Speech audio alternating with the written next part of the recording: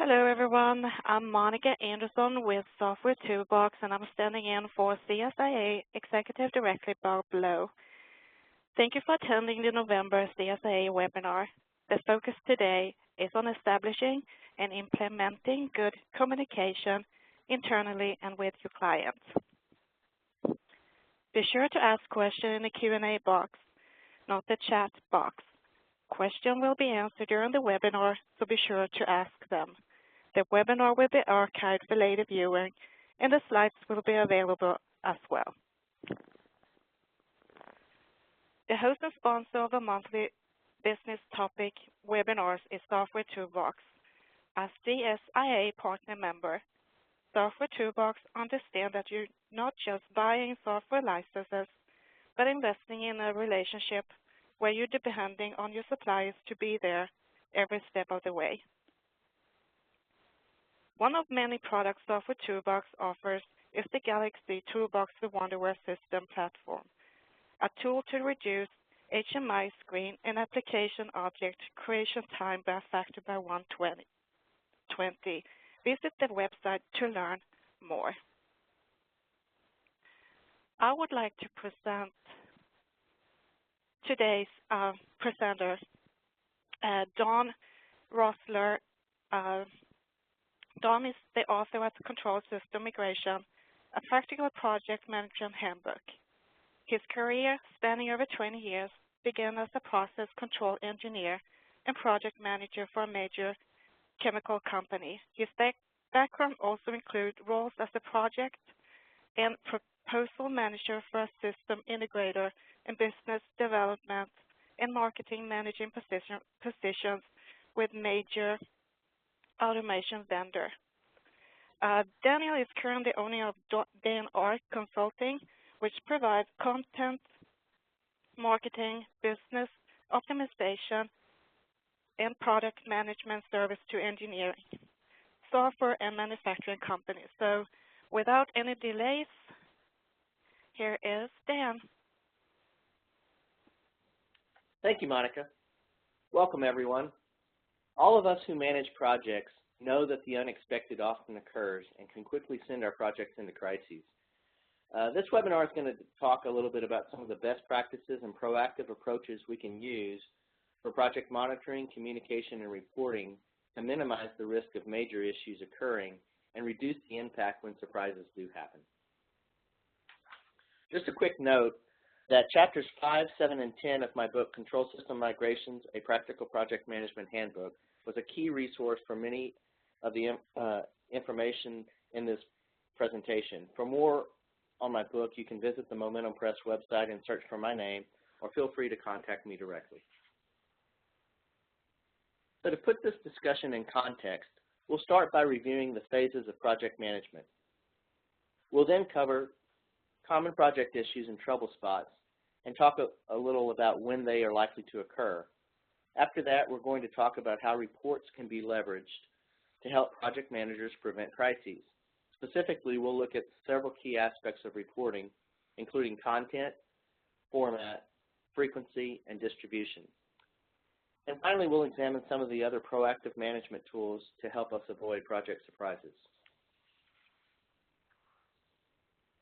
So let's start by outlining the project management phases, and then we'll look at each one in a little more detail. And I'm going to state up front that there are a number of different terms and nomenclature that you'll hear used regarding project management phases, but I like this one because it's a very simple, straightforward approach. So project management activities begin with concept and definition, and this is also sometimes referred to as the initiation phase. Then we move into monitoring and reporting activities, which are typically done in parallel, before finally moving to the closeout phase.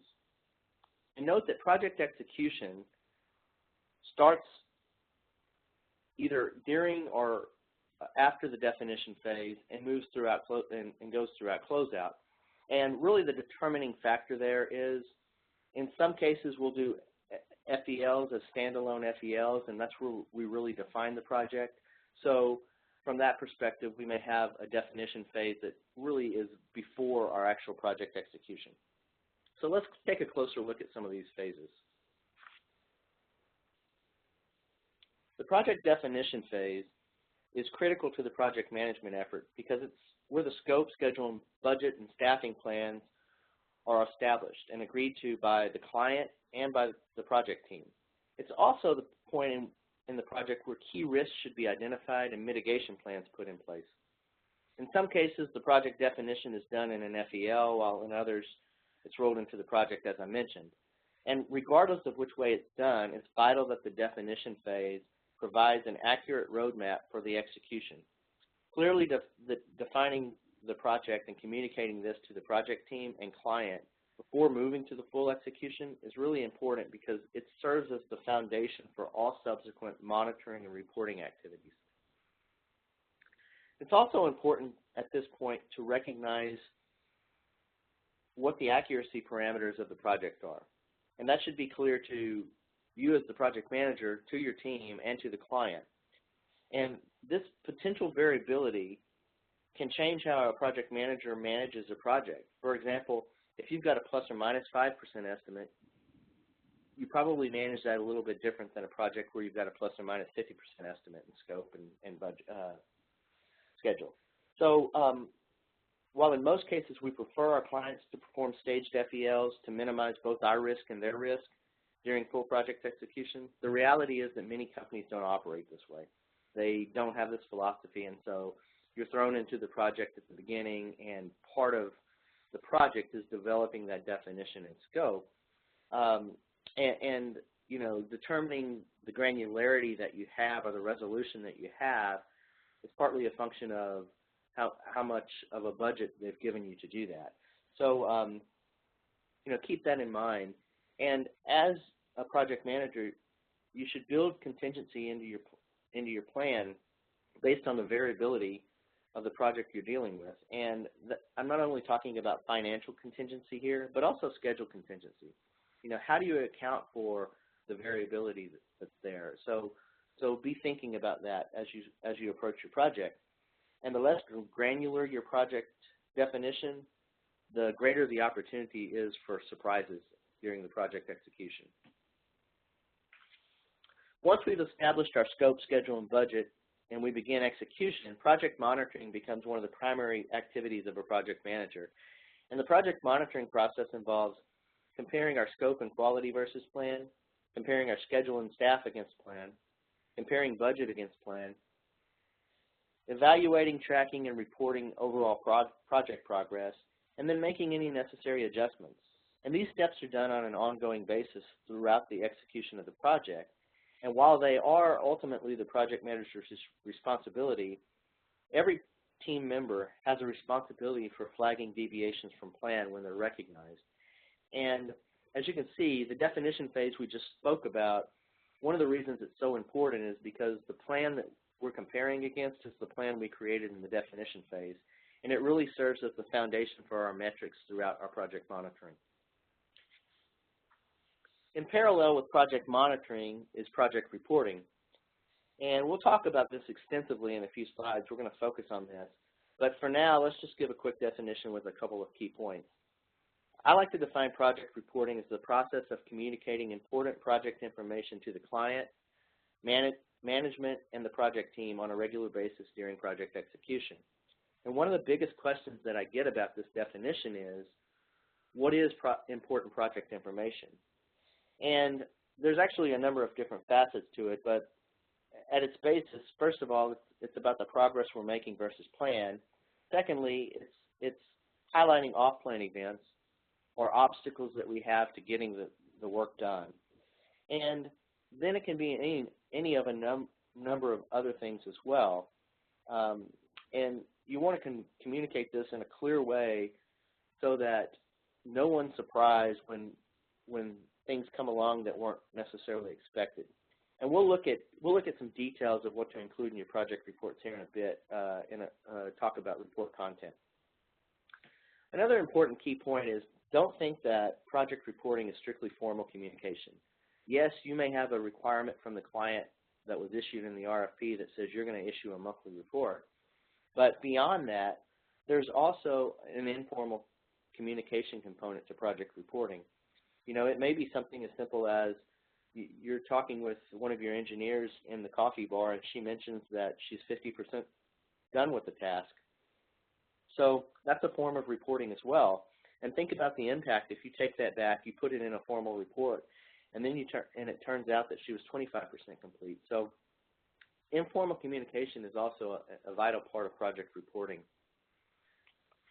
And that brings us to the last point I want to make, which is that reporting has a number of challenges, but probably the most critical element and the biggest challenge is accurately assessing our progress. If we're building a house, it's really easy for us to gauge progress because we can physically see it. It's fairly obvious when the foundation's poured, or we can tell when bricks are being laid, and we can probably have a pretty good estimate that we're 50% complete with that task. But the automation world is very different from that. It's not nearly as physical. So to take an example of a 5,000-point I/O system that we're configuring. If we've configured 1,250 digital input points, but we have 2,500 analog points that are part of the loops, we're not 25% complete. So we can't look at our progress in a linear fashion because most of the time the projects that we're working on aren't linear in progress. So the final stage of project management is closeout. And this is a process by which final deliverables and documentation are prepared, updated, delivered to, and accepted by our client per the contract terms. And project closeout requires final client sign-off, which signifies legal contract completion. So it's a very important aspect of our project. Typically, no additional charges to a job should occur after project closeout. There are exceptions to this. On a T&M job, you should never have charges after project closeout. On a firm price job, you may set aside a block of hours where you want to have a team lessons learned meeting or something like that. So there are times when you've actually formally closed out the project with the client that you still have some charges internally. And finally, invoicing, your final invoicing and possibly your retention payments are contingent upon closeout completion, so that's another reason it's important. And one of the reasons we're talking about project closeout here is because in a few minutes we're going to talk about some of the common PM challenges that occur during the closeout process. And it's really important we don't overlook this phase as a potential source of project surprises because they actually occur with a lot of frequency in this phase. So when we talk about crises, what are we talking about? Well, probably the top one is that we look up and we're over budget. It's happened to all of us, I'm sure. And this can occur for a lot of reasons. Maybe our estimate was wrong. Maybe our scope changed and we didn't manage the change order process well. Maybe we staffed the project with too many resources or the wrong resources and they didn't work efficiently. Regardless of the reason, on firm price jobs as a PM, you don't want to have to go back to your management and tell them that you're going to have to eat dollars on a project. And on a T&M job, you don't want to have to go to the client and say, hey, I need more money to finish this job. So you can really start to have crisis events when you start trending over budget. Schedule delays are another common crisis event. A quick anecdote, one of the biggest project crises in my career occurred around a FAT schedule. We were doing a large migration project and had a FAT planned at a vendor facility. And my senior controls engineer assured me about 3 to 4 weeks before the FAT that he'd be ready. And as we neared, I could see his certainty waning, and he was getting a little concerned, which of course made me concerned. The problem was we couldn't move the FAT at that point because we had already rented the space, and the vendors had other FAT scheduled around us, so we had a really short window there. So we went ahead and moved forward with the FAT, and we had a lot of issues because we hadn't done adequate QA/QC. And so we spent a lot of time trying to recover from that with the client. And luckily, we got things back on track, and at the end of the project, the client actually wrote us a letter of recommendation. But the FAT issues were really schedule-driven issues, and specifically in this case, I failed to delay the FAT when I likely should have. So that's one type of schedule delay that can occur, trying to hit a milestone that you're just not ready for. But in addition to that, there's many more, and a lot of schedule issues actually are things that are out of our hands, things like deliveries that are delayed, or in some cases you may be counting on an outage at a certain time and it gets postponed. So all of these can throw our project into flux and create some crises for us. And then, in addition, when there's a technical error, poor quality or rework required, all of these things can also derail our projects with varying levels of impact. Sometimes we get into projects and become aware of new or changing requirements or scope additions or changes. And these might be out of technical necessity, they might be due to operational constraints or needs, or can originate from a number of other variety of causes. But the reality is that any time that the target that we had starts moving, it impacts our project and can throw us into some crises. And staff turnover is another crisis event. What if our senior controls engineer resigns in the middle of a 10,000-point DCS migration? Are we prepared as an organization to have someone step in and get the job done with no adverse impact to a project budget or schedule? So these are all things to consider. So is there a vulnerability in a particular project management phase? Where in the project do we most likely see the crises? And the answer to that is that they can happen in the definition phase, in the monitoring phase, in the reporting phase, in the closeout phase. From beginning to end, we're susceptible to crises. And I know this slide's a little bit redundant, but I wanted to make the point that we have to look at the project holistically and understand that there isn't one area where we need to focus. We need to be cognizant of the fact that surprises, cost overruns, poor definition of things all contribute to crises, and they can happen anywhere in the project from beginning to end. And to drive home that point, in the definition phase, if we don't do a thorough job of establishing project parameters, then it's surely going to result in issues later in the project if we haven't defined the scope well, if we haven't defined a clear budget and schedule. So every phase is critical to good project management. So we're going to talk just a moment about closeout phase because one of the biggest misconceptions for many project managers is that when we reach the closeout phase, we're home free and we won't have any more surprises. But the reality is that the closeout phase is a prime opportunity for budget overages. And here's why. First of all, our project begins ramping down, and so our team members start to move on to other work assignments. And these projects are ramping up. But during that transition time, our team members still need to charge 40 hours of work to their timesheet. And so any discretionary time will typically get charged to our project because it's typically the project they're leaving, not the project they're going to, that they're going to want to cover their hours in. And so what we see oftentimes happen is charges show up that don't necessarily reflect efficiency or a good return on investment. In other words, we see time charges without really having deliverables to show for those charges. Another issue that comes up quite frequently is that in parallel with the closeout activities is oftentimes commissioning and startup. And we may have an engineer or two that are assigned to the control room. And what we typically see happen is operations starts making requests of them. Oh, would you mind looking at this graphic and maybe making some changes here? And if we've assigned a full-time resource to support the project startup and they've got a block of hours, we may not be too concerned about the fact that they're doing these other things as long as they're using good process change processes and following the guidelines there. But the reality is that oftentimes we end up picking up scope without picking up the additional budget for that scope. So that's something that we should always watch out for in the closeout phase. And finally, at the beginning of a project, it's really hard to specifically define the scope, schedule, and budget around as-built drawings and final documentation. So oftentimes we just set aside a block of hours. We may say, okay, it's going to take us 4 weeks, so 160 hours. But we really don't have any definition around that. So oftentimes when we actually get to the closeout phase, we find some inefficiency in closeout activities because of a lack of definition, or we simply find that the scope of the as-built and documentation requirements are larger than what we planned.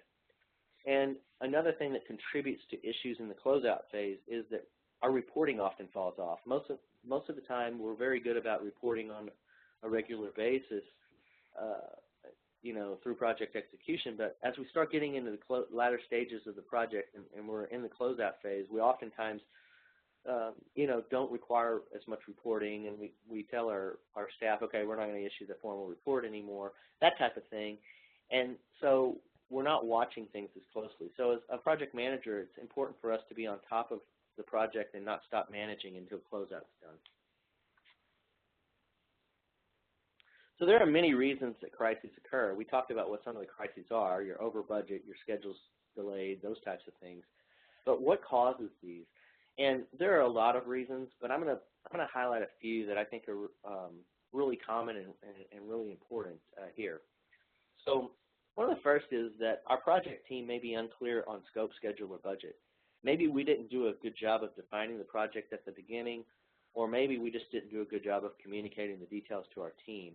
But this is something that occurs quite often, is that we see a lack of clarity in the scope, schedule, or budget, and so something gets misinterpreted or something gets missed, or the balls get dropped, and so that's a contributor to many crises. Another reason may be that our team members don't accurately assess their task progress or status. And as I mentioned earlier, assessing progress on automation projects isn't easy because it isn't linear and it isn't a physical world where we actually see a lot of the progress. So oftentimes we just get it wrong, and it's an inexact science, and it happens. But that's another big contributor to crises. Another one is that team members don't communicate scope changes to the project manager at times, and this may be because they're just not that familiar with what the details of the scope are, or they just don't think in those terms, and this happens quite frequently. We tend to want to go out of our way to please our clients, and that's a great thing, but oftentimes we do so to our own detriment. And another one is that sometimes as PMs, we don't communicate change orders to our clients in a timely manner. And this can be for a number of reasons. It may be because we're in a heavy workload period and we've got all this stuff going on, and we know that there's a change that's out there that needs to be documented, but we're so busy with other things that we kind of put it off. And that can create some real crises later in the project, particularly with client relationship. But in addition to that, it may be that we're just hesitant to confront the client, to have a confrontation with the client where we know that it's going to be something that's going to create a little bit of friction there, and we're hesitant to do that. But clients also contribute to crises, and they do so in a number of ways. One of them is that a lot of times our clients don't communicate vital information to our team, and this might be in the definition phase where they forget to tell us something or don't make us aware of something. An example would be if there's scripting in some of their graphics and maybe, we didn't count on that or we didn't recognize that at the beginning, and they had provided us with information that didn't really tell us that. In addition to that, it can be about timeliness. Think about review and approval cycles. Maybe you've set aside a 1 week turnaround on the review and approval of drawings, and it's taking them 3 weeks. So all of those types of things can also contribute to projects crises. And then in addition to that, clients often change requirements. It may be that they're adding scope, or it may be that they just want to go a different direction. So, you're in the middle of a project and they say, you know what, we don't want to route the cable that way. We actually have decided we want to do it totally different. How does that impact your project? Well, it's certainly going to have a big impact if you were progressing pretty well with the design, and you have to go back and redo that work. So there's a common theme through all of these, and that's that communication is an issue. Or more importantly, I guess, or more accurately, it's the breakdown of communication that's the issue. And one of the biggest tools that we have in terms of communication is project reporting. And I'll tell you that many project managers think of project reporting as an afterthought. You know, it's something that the client put in an RFP that says you're going to report every 2 weeks or something, and so they go, okay, we'll do it. But they don't look at it as a tool. And the reality is that it really can be an opportunity for project managers to avoid many of the common challenges we just talked about. Specifically, project reporting gives us an opportunity to seek information from our team members, to validate progress, and to clearly communicate with our internal team, with our clients, with subcontractors, and others involved in the project. So the key considerations we should look at when we talk about project reporting are frequency, how often we report, the content, what's in the report, the format, how the information is presented, and the distribution, who should receive the report, and how is it delivered to them. So let's look at each of these a little closer. Frequency, or how often we report, might be daily, weekly, biweekly, monthly. What determines reporting frequency besides the client's request? Well, there are a number of variables. You know, it might be the scope. It's the spending curve, where we're at in the spending curve. It's the scheduled activities. It's the overall timeline. All of these things vary, and so we shouldn't be afraid of varying our reporting frequency. You know, to give you a really good example, think about cutovers. In a period where we're doing cutover activities, we're likely to move to a more frequent reporting function, possibly daily. And on the other hand, if we're doing a project with an overall timeline of 2 years and we're in a stretch where scheduled activities are minimal, maybe we're assembling drawings for IFC packages, then we might move to monthly reporting. But the frequency of reporting doesn't have to be set in stone. It does from an obligation standpoint to the client if they demand monthly reports, but don't be afraid to give them biweekly reports in certain times if it's of value. And in addition to this, think about the fact that intra-team reporting doesn't have to be on the same schedule as client reporting. So if your client says that you report on a monthly basis, that doesn't mean that you can't have more frequent reporting with your internal team. And if that's important to you, or if it gives you value as a project manager, then don't be afraid to ask for that, as long as it's not cumbersome and doesn't weigh down the project. So now we're going to look at a basic reporting example, content and format. And this is very basic, and it's text-based. It doesn't provide supporting numbers for some of our conclusions.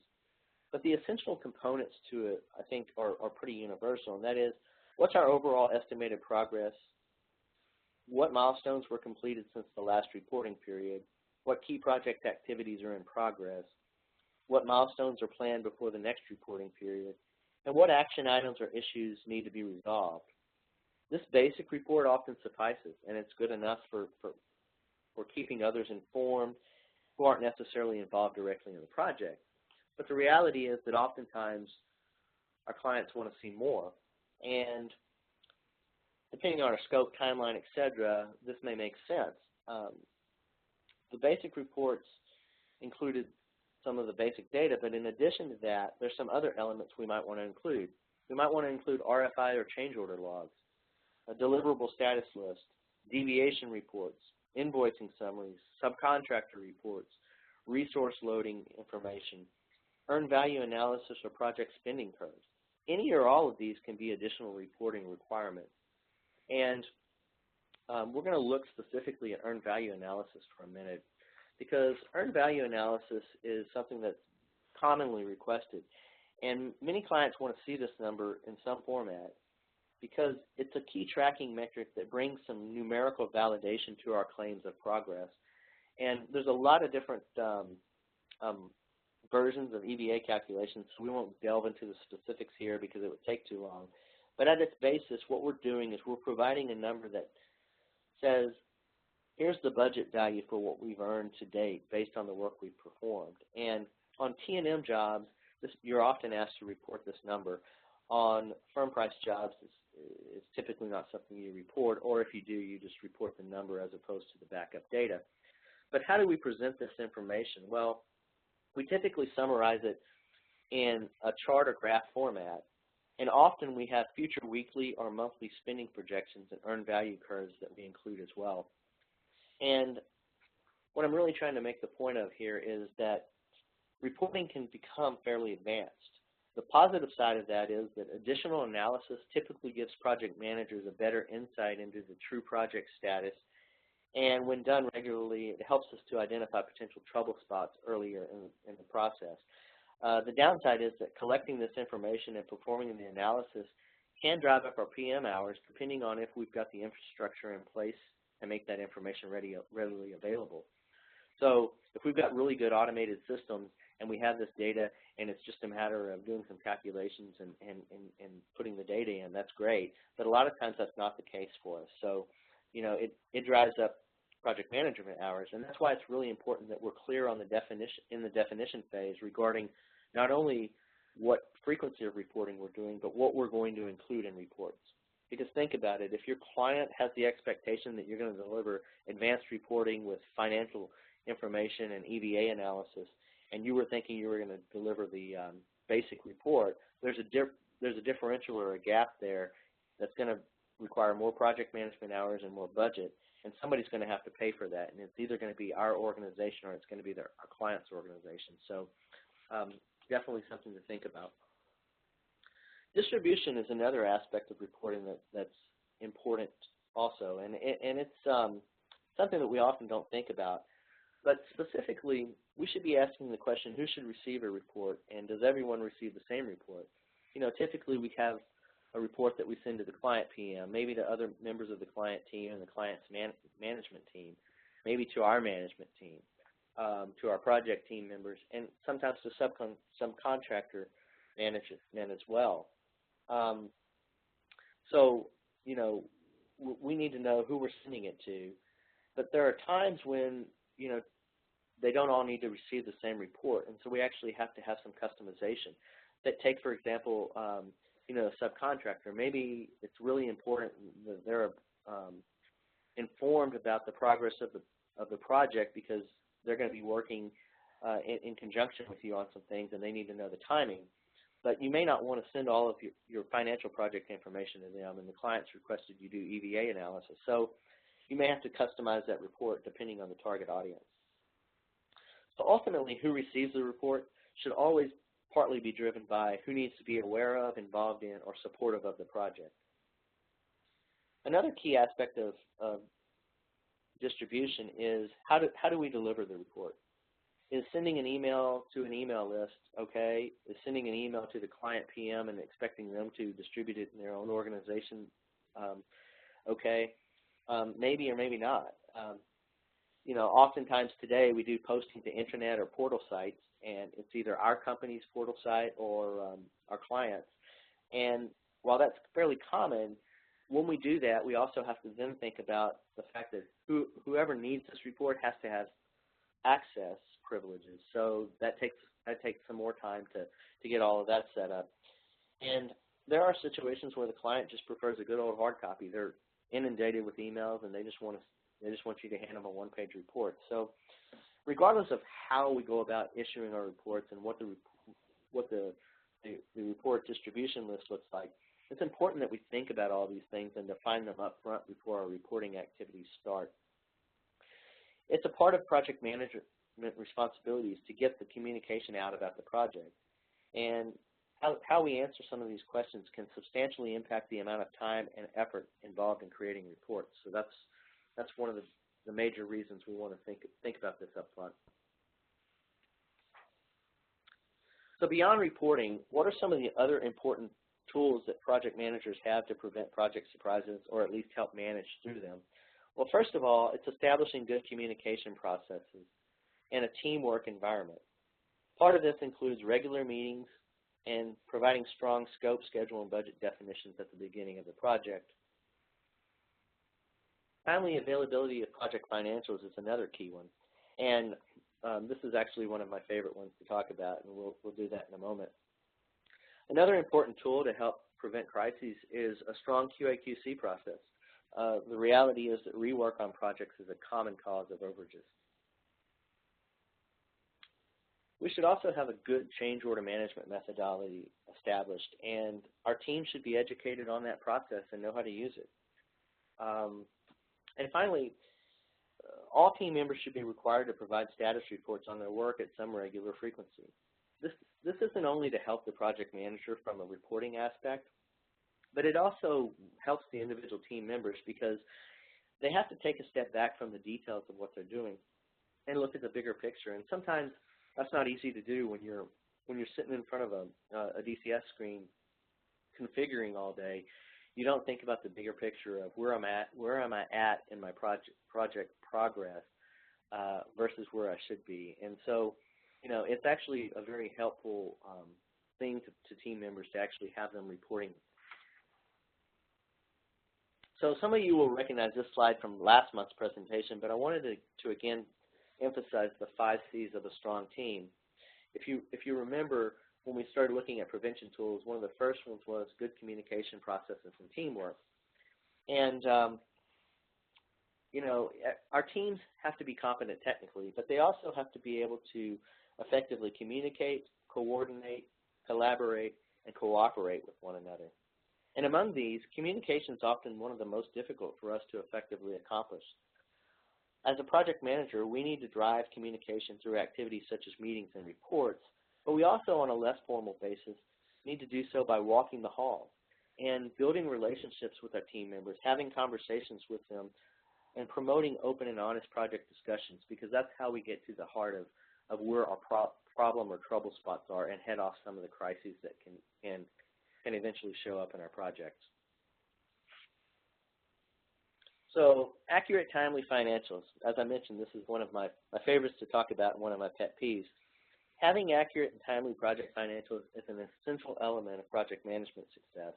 And this is one of the primary weak spots in many integrator organizations. The goal is to have as close to real-time reporting of financials on a project as possible. So for example, if our projects have weekly reporting and we've got timesheets that we submit on Monday of each week for the previous week, and those are entered in a financial system and they don't get to the project manager until 1 to 2 weeks after they're actually charged, this can really present some problems in our projects. Having that 1 to 2 week lag means that during heavy activity periods, our projects are incurring substantial charges, and we don't have insight into those as project managers. And so if there is an issue, we're often helpless to fix the problem because we don't have time for corrective action. So real-time data is the ideal. Unfortunately, it's very seldom an option. There's typically some delay, but minimizing that delay is a critical aspect of empowering project managers to do their job well and to avoid project crises. Another helpful function of financial systems is when we have the flexibility for project managers to tailor our work breakdown structure. Too often it's the opposite. Too often we see project managers having to fit our work breakdown structure based on the limitations of our financial system. And the capability to set up customized work breakdown structures is an invaluable tool for PM effectiveness. The level of work breakdown structure granularity isn't the same for every project, and more granularity work breakdown structure around at-risk items can be important to helping us avoid overages. So, the flip side of that is we don't want to give a project manager the ability to go so granular that it becomes a nightmare to manage. But I've seen a lot of integrator financial systems that basically are set up with, very broad phases. So the project manager has a phase for control systems engineering, and the job is a control system engineering job, and there's all these different facets to it. There's logic configuration, and there's point configuration, and there's graphics configuration, but he has no insight into that breakdown because it's all charged to one phase. So, having some flexibility there can be a very valuable tool. In addition to that, financial systems that allow project managers the flexibility to open and close individual phases can also be extremely helpful in preventing overages. And it also forces the team to be more responsible about how they charge their time. So, for example, if you do have some flexibility in your financial system, and you set up a project where you've got a phase for I/O configuration and a phase for logic configuration and graphics configuration. When one of those is complete, you can close it out so that you've got that phase covered and no more charges are assigned to it. And the individuals that are working on your job then have to take the time to actually think about what they're doing in respect to the budget and estimate and so forth. So another important tool. And finally, project managers should have the ability to control rostering so that only specific approved individuals can charge through their project. These flexibilities with our financial systems can greatly empower our project managers to proactively manage and avoid crises events, particularly on the budget side. A strong QA/QC process is another important tool for avoiding crises. I also sometimes refer to this as the trust but verify philosophy. While as a project manager I do my best to build a good team and allow my team members to do their jobs, I've been burnt several times because I trusted what a team member told me rather than verifying it with my own eyes. And it wasn't because they were intentionally trying to mislead me. We're just not always good at evaluating our work. Honestly, evaluating where we're at from a project status standpoint or from a work quality standpoint. And rework on projects, as I mentioned earlier, is a very common cause of overages. So one of the things that we should do is create and leverage QA/QC checklists. And I imagine that most of you have quality management systems of some kind. In our larger projects, we typically would want to assign QA/QC leads that are responsible for checking other team members' work. And the final point I want to make here is that it's never a good idea to have any part of a project go out the door without another set of eyes reviewing it. We're all human and we all make mistakes. I mean, think about email. How many of us would be in trouble without spell check? So QA/QC isn't meant to be a cumbersome thing, and it's not meant to say that someone's not good at their job. It's really meant to be an empowering thing, and it's something that's can really provide benefits to us as an organization and to our clients. So, the reality is that we can never eliminate all changes that come up on projects. No matter how effective we've been at managing the project, no matter how well a job we did at scoping, there's always going to be things that clients may want to add or do differently. So proactively managing these changes is also a critical part of being a good project manager and keeping our budget and schedule surprises from creeping in. A common change order management workflow is shown here. Without going into detail on each of the individual components, in summary, changes should have a scope, schedule, and budget aspect to them, and they should be defined in relation to the original project. These should be developed, documented, and then considered in a logical way. Is this something that makes sense? How does it impact the project? And all of our team members need to be educated on the scope, schedule, and budget so that they can clearly identify when something is changing. It's the PM's responsibility to make sure the changes are documented, but it's every team member's responsibility to help identify the changes. And change orders are hard for many of us as integrators. We want to do what pleases our client, and so sometimes we want to go the extra mile. But the reality is that when we don't proactively document changes and identify their impact, we're doing a disservice to ourselves and to our clients. So in quick summary, project crises can occur and or result from any phase of a project. So it's really important as a project manager to be really involved in the project from the beginning to the end. Many common crises originate in broken communication, and reporting is one of the vital tools that we have to help us battle that.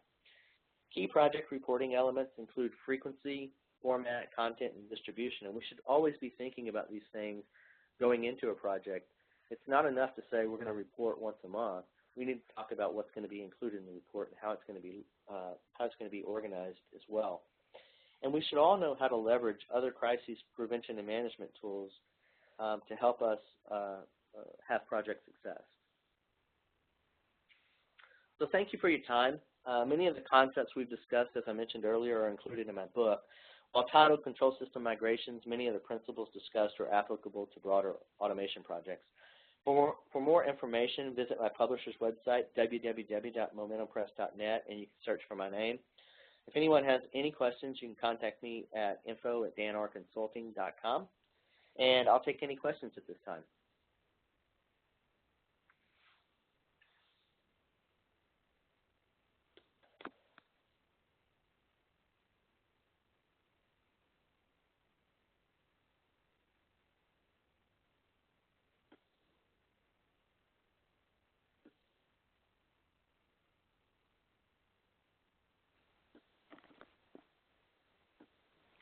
Any questions you see, Monica? No, I don't see any questions coming in here, Dan. And do you want me to go start doing the closing and we see if we're going to get any question during that time and we will answer it? Yeah, that sounds good.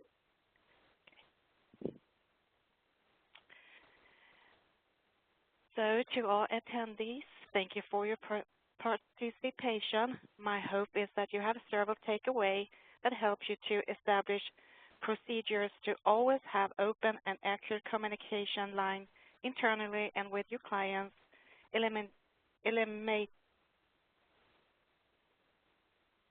eliminating surprises. Dan, thank you very much for your contribution of your time and expertise. Your presentation was very insightful. We wish you the best. And as always, it was a pleasure for Software Toolbox to be the host and sponsor for the CSIA monthly webinar. Be sure to complete the survey for today's webinar.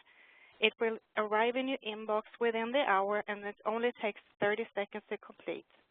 Your feedback is necessary for our improvements. So in closing, here's the 3 important considerations. On December 3rd is the webinar on risk management of subcontractors. On December 4th is the partner member technical education webinar to educate your technical staff. It's presented by Phoenix Contact on secure remote support of your clients. And if you haven't already, get on a CSIA exchange with a gold profile. It's where clients find integrator, suppliers, and answers. And finally, if you have any topics for a webinar, include it in your survey comments. And I don't see any question coming in, Dan. So this is Monica Anderson with Software Toolbox. Thank you again for attending. Goodbye.